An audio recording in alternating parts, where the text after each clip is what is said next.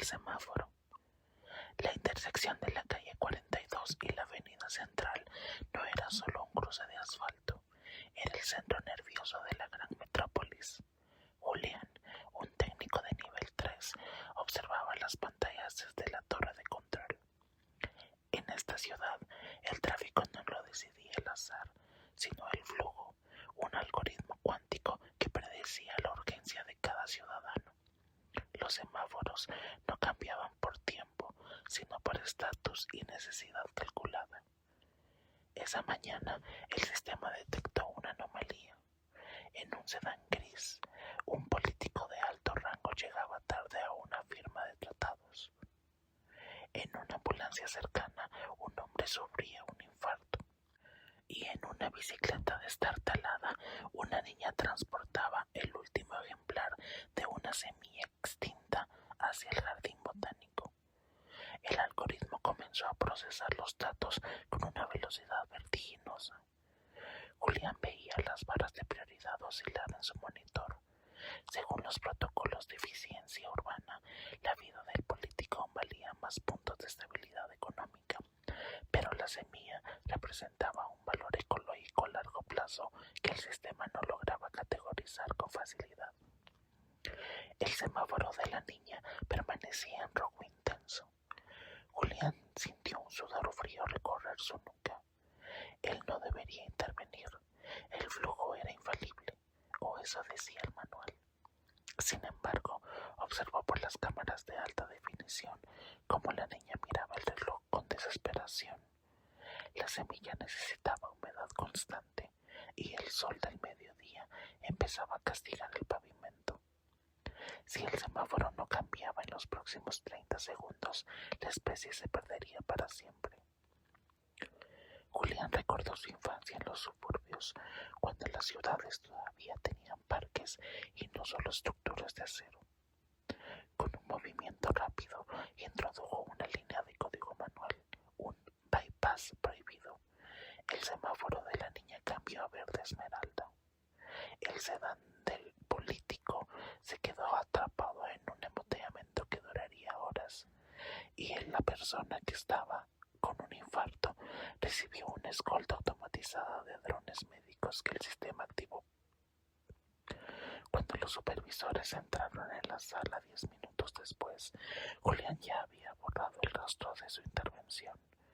La niña había llegado al botánico y el hombre estaba en cirugía. La ciudad continuó su ritmo frenético, ignorante de que, por un breve momento, la empatía humana había derrotado al cálculo frío del silicio. Julián regresó a su casa esa tarde caminando, disfrutando del caos desordenado de los pasos de la gente, convencido de que la perfección es, en realidad, la forma más sutil de la muerte. La ciudad, con sus luces parpadeantes, parecía darle la razón mientras el sol se ocultaba tras los rascacielos. La azotea de los deseos. En el edificio número 108 de la calle Girasoles, el ascensor solo llegaba hasta el piso 20, pero todos los vecinos sabían que existía un piso más. Para llegar a la azotea secreta había que subir las escaleras de emergencia a las 12 del mediodía de un martes, justo cuando el sol eliminaba todas las sombras de los callejones. Martina, una fotógrafa que buscaba algo más que edificios en sus negativos, decidió comprobar la leyenda. Al abrir la puerta metálica, no encontró tendederos ni antenas parabólicas.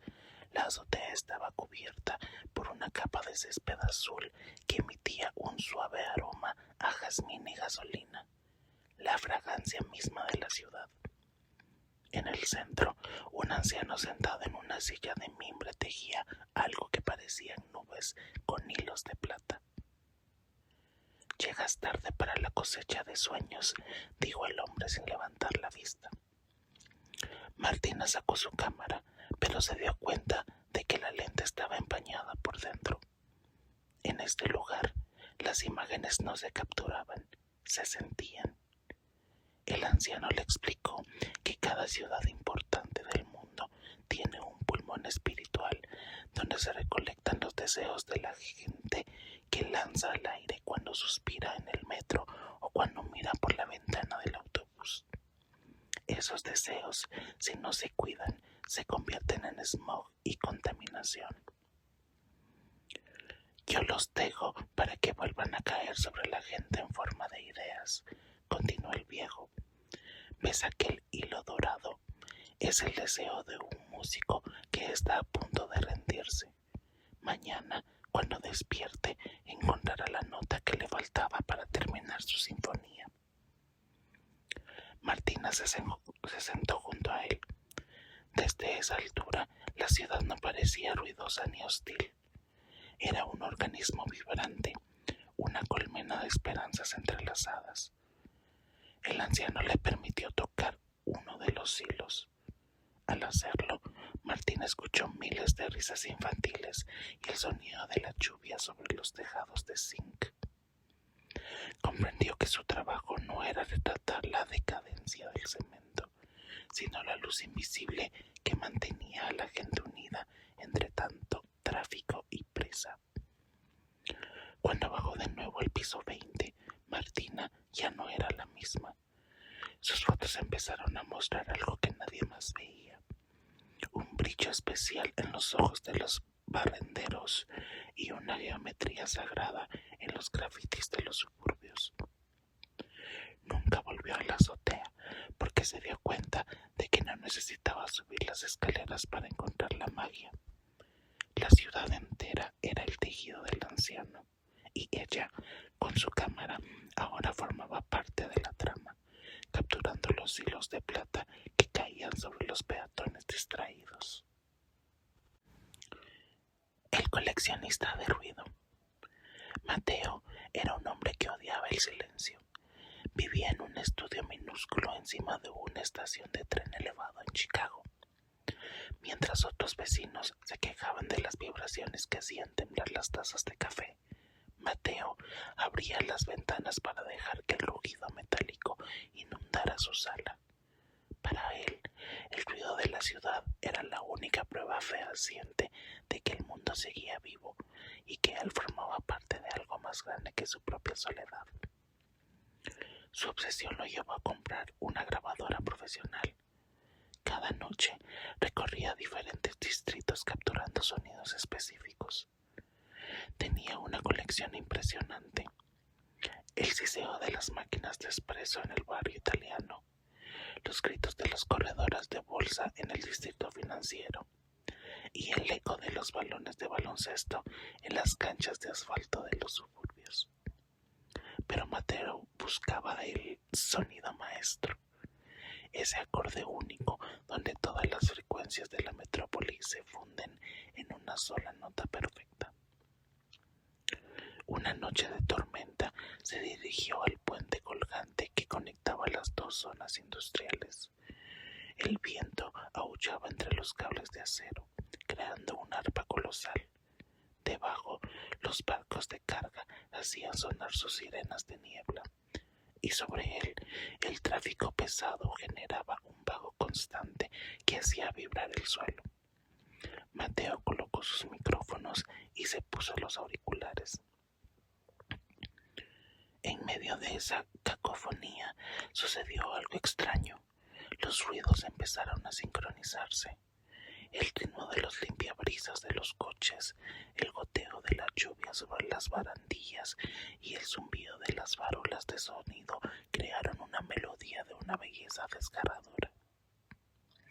Mateo cerró los ojos y, por un instante, pudo ver la ciudad a través del sonido.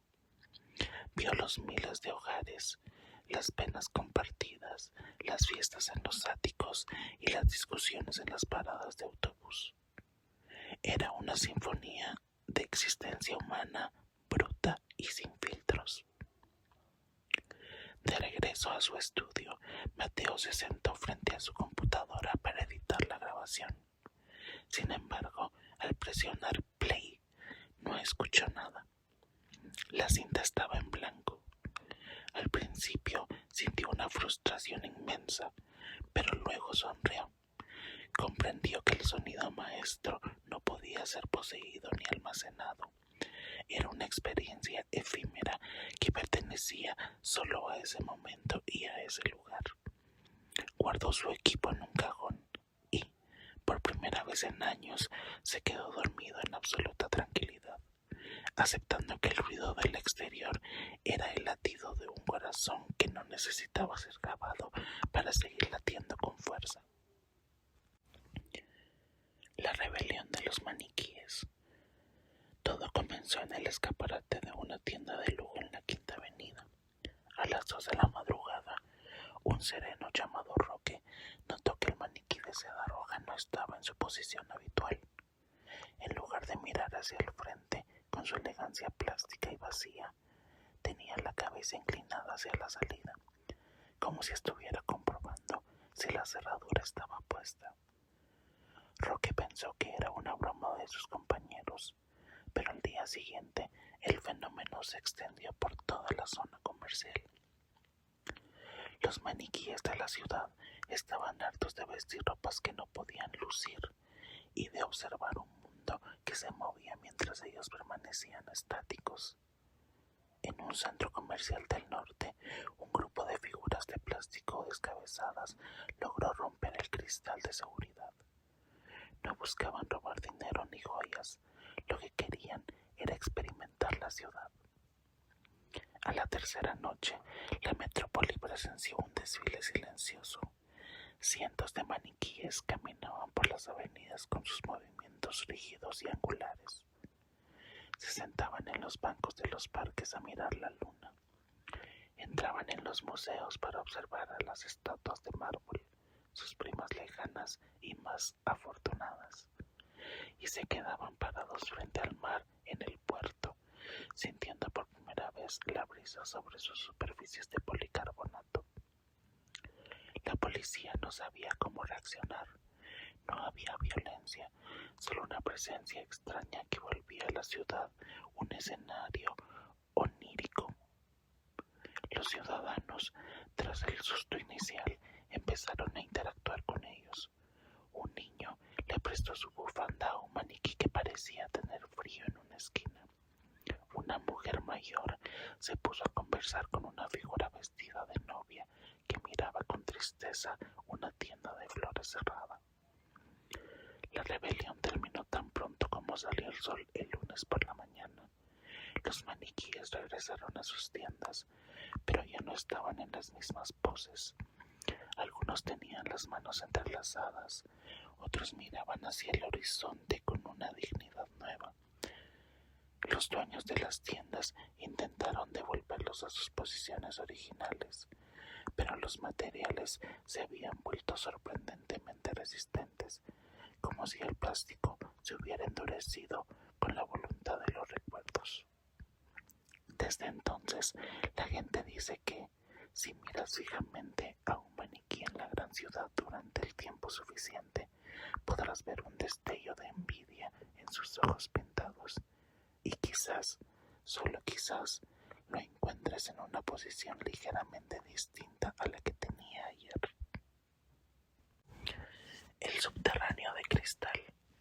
Existe una leyenda entre los trabajadores del metro que habla de la línea cero. Se dice que, si te quedas dormido en el último vagón del tren de medianoche y el conductor olvida revisar los asientos, el tren no se desvía hacia las cocheras de mantenimiento, sino que sigue bajando por túneles que no aparecen en ningún mapa oficial de la ciudad. Sofía, una estudiante de arquitectura obsesionada con los espacios olvidados, decidió que esa noche sería la elegida para encontrarla. El tren traqueteaba con un ritmo hipnótico. Las luces de las estaciones pasaban como ráfagas amarillas hasta que, de repente, la oscuridad se volvió total. El aire se enfrió y el vagón empezó a brillar con una luminiscencia azulada. Cuando Sofía abrió los ojos, ya no estaba bajo capas de concreto y tuberías de gas. El tren circulaba por un túnel cuyas paredes eran de cristal macizo, y al otro lado se extendía una ciudad subterránea construida enteramente de luz y reflejos. Era la ciudad espejo, el lugar donde van a parar las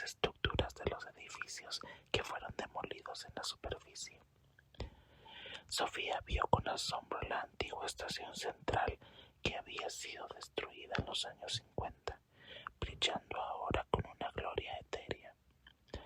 Vio teatros art deco, bibliotecas de madera tallada y puentes de hierro que ya solo existían en los libros de historia. Era un museo viviente de la arquitectura perdida, una reserva espiritual de la identidad urbana. El tren se detuvo en una plataforma de diamante. No había pasajeros, solo el eco de una música que recordaba el viento soplado entre las cuerdas de un violín. Sofía bajó del vagón y caminó por las calles de cristal.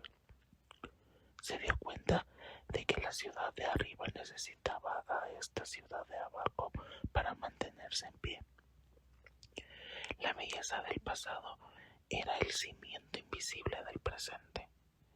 Si olvidábamos lo que fuimos, los rascacielos de la superficie empezarían a agrietarse. El conductor del tren, una sombra con ojos de luciérnaga, le hizo una señal. Era hora de volver. Sofía subió de nuevo y, tras un parpadeo, se encontró despertando en la estación final de la línea convencional, con una guardia de seguridad tocándole el hombro.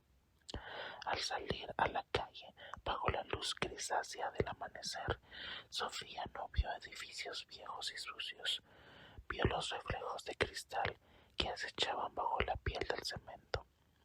Desde ese día se dedicó a restaurar fachadas antiguas, sabiendo que cada piedra que salvaba en el mundo real iluminaba un poco más la maravillosa ciudad que dormía bajo sus pies. El faro del fin del tiempo. El faro no advertía a los barcos sobre rocas ocultas, sino a las naves espaciales sobre grietas en el tejido de la realidad. Estaba situado en un asteroide solitario en el borde mismo del universo observable. Allí vivía Silas, un hombre cuya única compañía era el zumbido constante de los generadores de luz de positrones. Su trabajo era sencillo pero vital: mantener el haz encendido para que los viajeros temporales pudieran encontrar el camino de regreso a su propio siglo. Si la luz se apagaba, quedarían atrapados en el vacío eterno donde el tiempo no es más que una masa estática de eventos sin orden.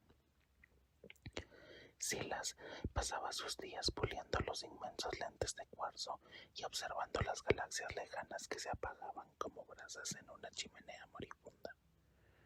El universo se estaba expandiendo tanto que la oscuridad ganaba terreno cada hora.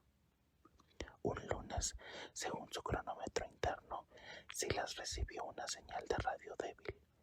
No eran coordenadas, sino una canción de cuna antigua. Una melodía que su madre le cantaba en una tierra que ya no existía desde hacía milenios. La señal provenía del interior de la grieta que él debía vigilar. El suspenso de la soledad lo llevó a dudar de su cordura. ¿Era una anomalía o un fantasma del pasado? Silas sabía que no debía responder, pero la curiosidad es la última propiedad humana que se pierde en el aislamiento. Ajustó el transmisor y devolvió una nota, un simple pulso de luz. La respuesta fue inmediata. La grieta empezó a cerrarse, succionando la luz del faro hacia su centro. Silas comprendió entonces que el faro no era para guiar a otros, sino para mantener la puerta abierta. Si el universo moría, algo nuevo estaba intentando nacer al otro lado y necesitaba su energía. Con una calma que lo sorprendió, Silas caminó hacia el balcón exterior. Vio cómo el cristal del faro se fragmentaba, liberando un torrente de colores que no tenían nombre en ninguna lengua humana. No sintió miedo, sino una resonancia profunda con el cosmos. El asteroide empezó a desmoronarse, convirtiéndose en polvo de estrellas. Silas cerró los ojos mientras la canción de cuna se volvía un coro de millones de voces. Al final no hubo oscuridad, sino una explosión de luz blanca que dio origen a un nuevo amanecer en un lugar donde el tiempo volvía a ser una flecha lanzada hacia el infinito. Silas sonrió, sabiendo que su guardia había terminado y que, en algún lugar del nuevo mundo, alguien más encendería la primera hoguera. El farero se convirtió en luz y la luz se convirtió en todo lo que existe. El tejer de los bosques.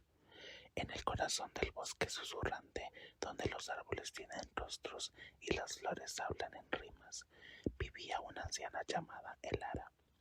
Ella no era una bruja ni una ermitaña común.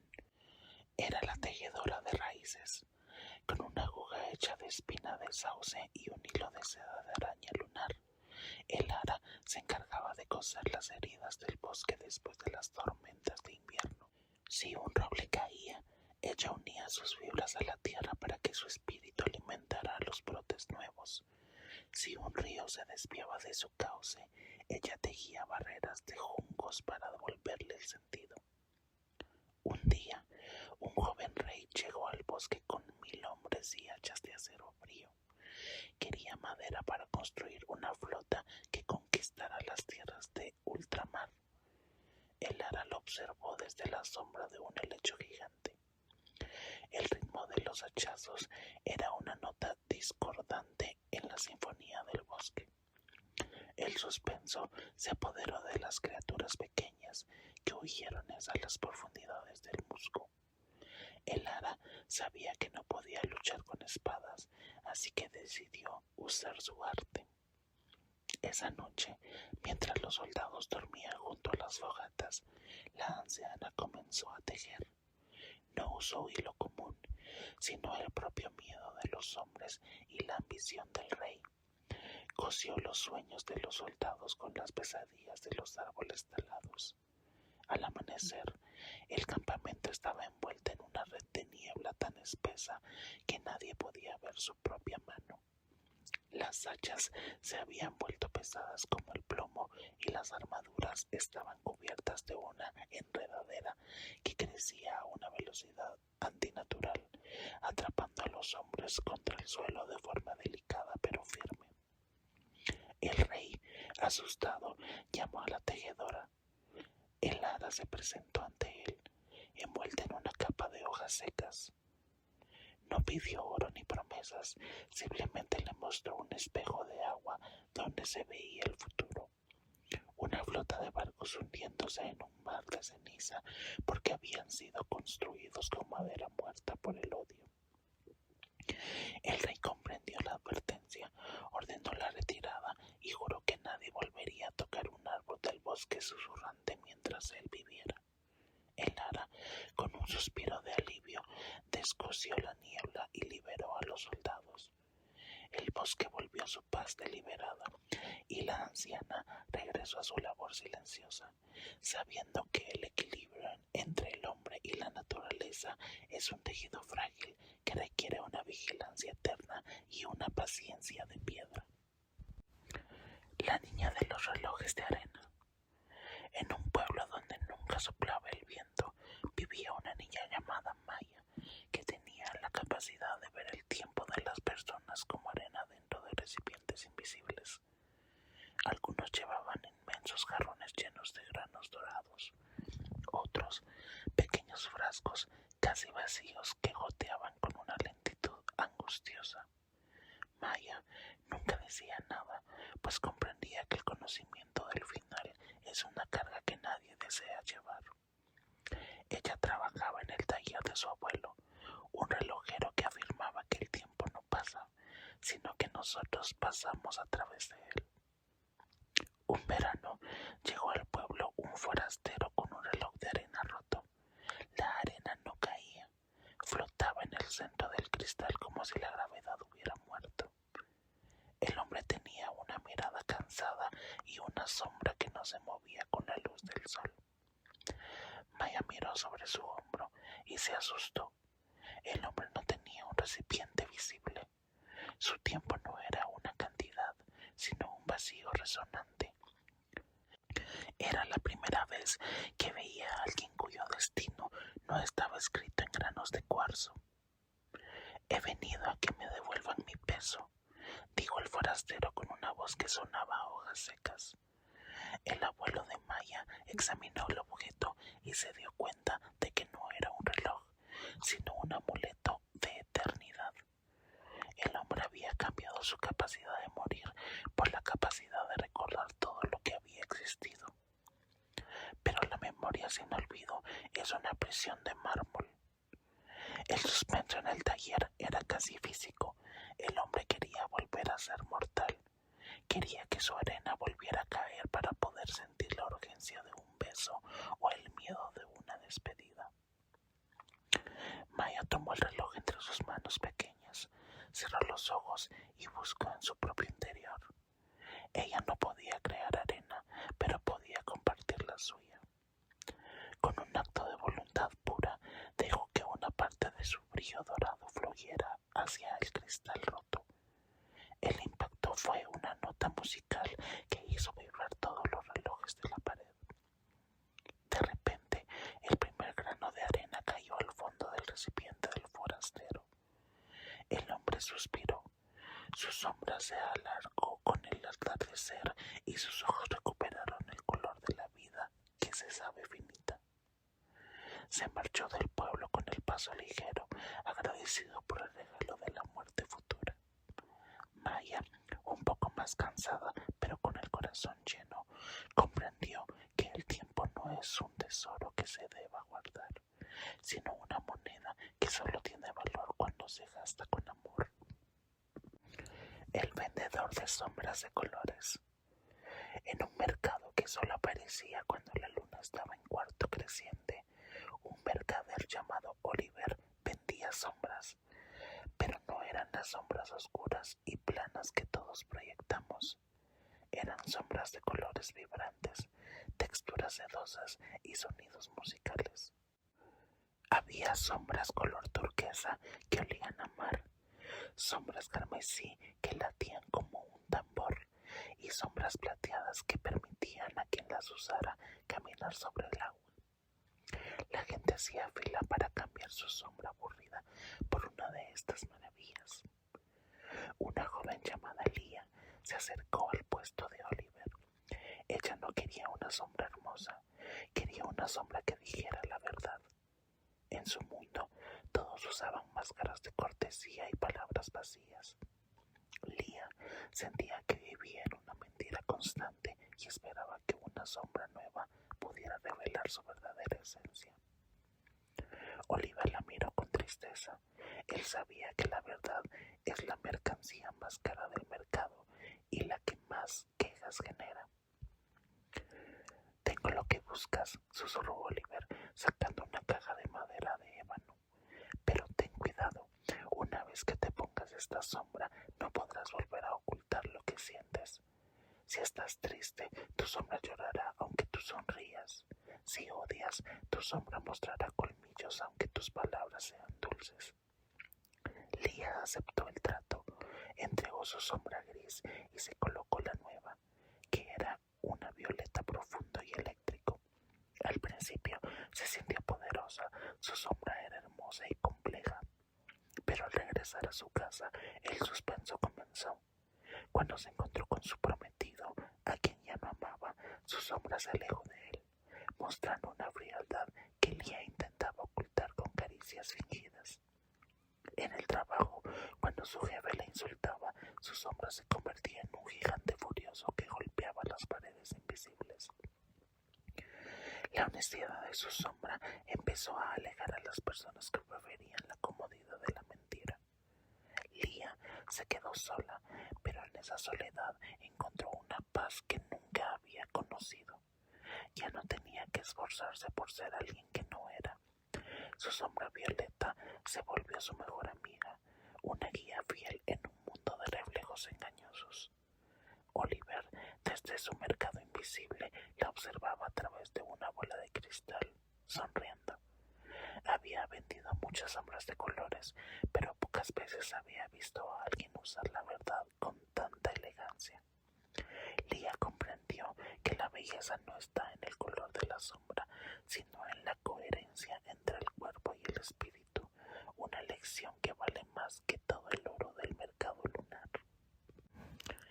El chef de las emociones olvidadas. En un callejón escondido de Lyon existía un restaurante sin menú llamado La Madeleine de Proust. El chef, un hombre de manos grandes y voz suave llamado Hugo, no cocinaba platos, sino recuerdos. Los clientes llegaban allí cuando sentían que habían perdido una parte de su alma en el ajetreo del mundo moderno. Hugo los miraba a los ojos, escuchaba el tono de su respiración y luego se retiraba a la cocina para preparar una poción culinaria única. Una noche entró una mujer vestida de luto que había perdido la capacidad de llorar. Su corazón se había vuelto una piedra fría tras la muerte de su padre, un panadero que nunca le dijo que la quería. Hugo comprendió el desafío. En su cocina no usó sal ni pimienta convencionales, usó el aroma de la harina recién molida, la calidez de un horno de leña en una mañana de domingo y la sutil amargura de un café compartido en silencio. El ritmo de su preparación era casi un ritual religioso. Cortaba la mantequilla con una precisión que parecía una caricia y amasaba la masa como si estuviera despertando a un niño. Cuando sirvió el plato, un simple trozo de pan rústico con un toque de miel silvestre, el restaurante quedó en suspenso. La mujer tomó un bocado. Al principio no pasó nada, pero luego el sabor del trigo la transportó a cuando tenía 5 años y jugaba entre sacos de harina mientras su padre trabajaba.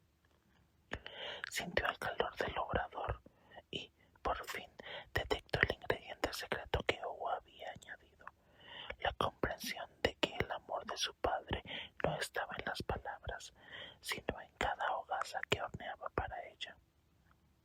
Las lágrimas empezaron a brotar, rompiendo la presa de hielo de su pecho. No eran lágrimas de tristeza absoluta, sino de alivio y resonancia profunda con su propio pasado. Hugo la observó desde la distancia, limpiando un vaso de cristal con un paño blanco. No cobró la cena. Para él, el pago era ver cómo el color regresaba a las mejillas de sus comensales. La ciudad afuera seguía su curso ruidoso y acelerado, pero dentro de esas 4 paredes el tiempo se detenía para permitir que lo esencial volviera a la superficie. Hugo sabía que la comida es el puente más corto entre 2 seres humanos y que, a veces, un simple pedazo de pan puede salvar una